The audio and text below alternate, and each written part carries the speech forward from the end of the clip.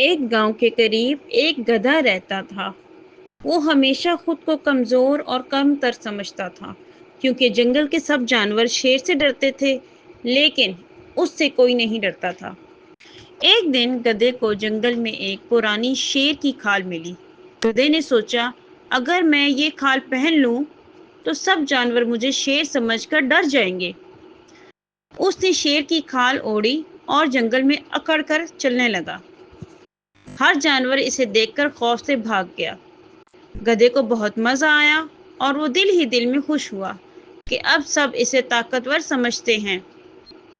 لیکن کچھ دیر بعد گدھا خوشی کے مارے زور زور سے رینگنے لگا۔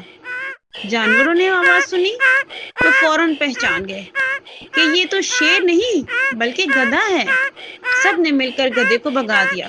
اس کہانی سے ہمیں یہ سبق ملتا ہے کہ صرف بھیس بدلنے سے کوئی عظیم نہیں بنتا، اصل پہچان عمل اور کردار سے ہوتی ہے۔